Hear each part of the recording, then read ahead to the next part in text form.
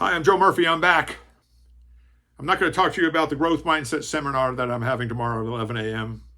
Eastern Time, which should be fun and exciting. You're invited. I have 500 seats. Could be an exciting thing from people all over around the world. I want to talk to you about something completely different. I want to talk to you about navigating the gray. Navigating the gray is a term that I use. I just love the sound of it because nothing's black and white anymore. I can remember telling my manager years ago, maybe 15, 16 years ago, one of my managers said, nothing's black and white anymore. I feel like I'm just navigating the gray. And he said, our job is to move things to black and white. I was like, okay, I like that too. Move things to black and white. Well, sometimes things just aren't black and white.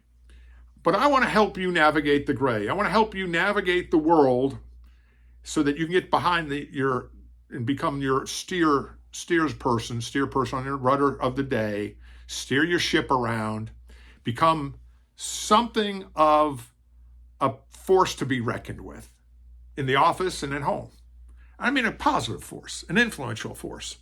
I want to give you 6 questions that'll change the dynamics of who you are if you ask these questions on a continuing and perpetual basis. That's a little redundant. Perpetual and continuing probably means the same. Anyway, here's the questions. I'm going to write them out on the board. Navigating the gray is learning to be adaptable and flexible by asking yourself these questions. By the way, I do ask myself these questions. They swim around in the back of my mind.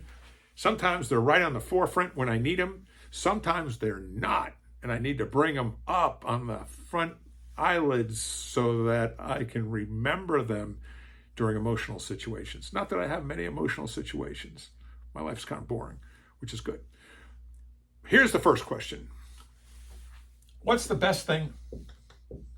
What's the best thing I can do right now? Now, that's the key word.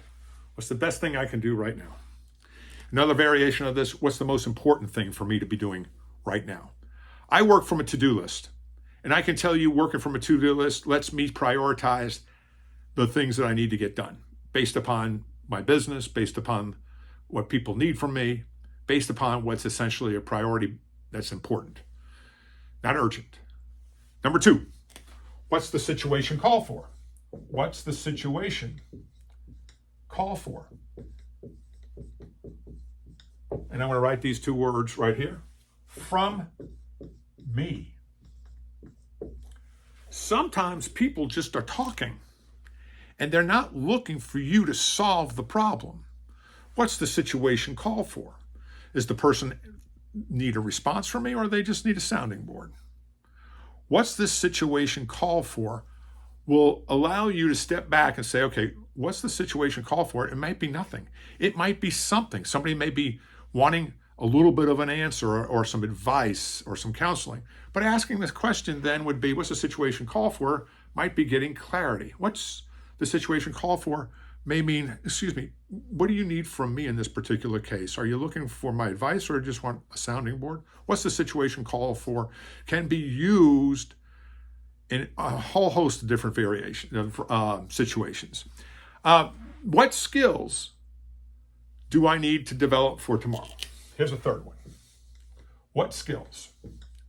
What skills in this fast changing world do I need to develop for tomorrow, so that I can stay ahead of the game, or at least stay equal to it? What skills do I need to develop? Now, I will tell you, these don't have to be technical skills. Maybe you need to develop your communication skills to be relevant. We all do that. That's one of those continuing things that we all need to work on, for example. Or my leadership skills. That's another thing we all need to continue to develop. Okay. What skills do I need to develop for tomorrow? And the fourth one is, what does my team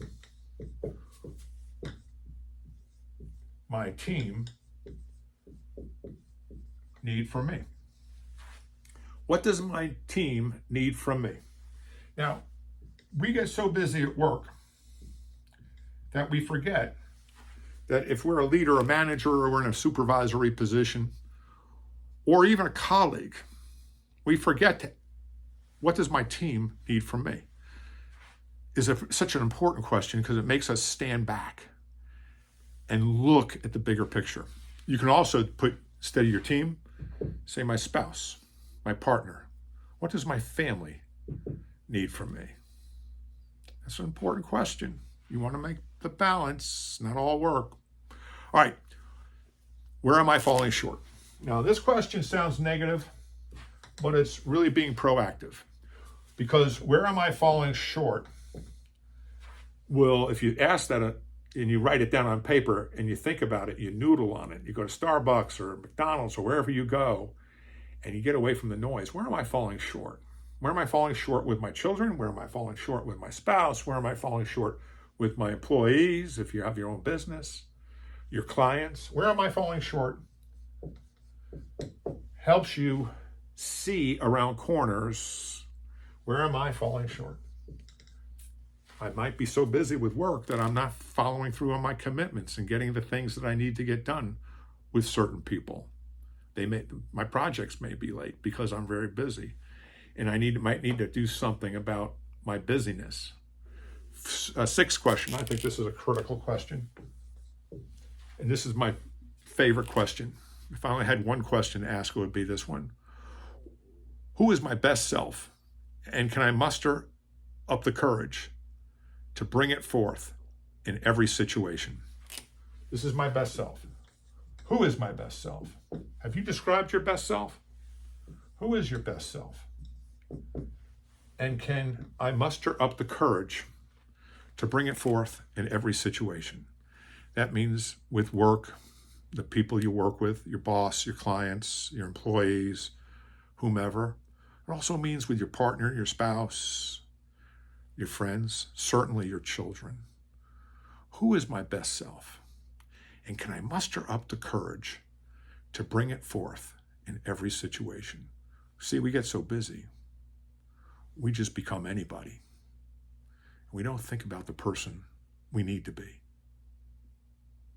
We don't think about the person we need to be or could be. I'm Joe Murphy, and I am here for your success.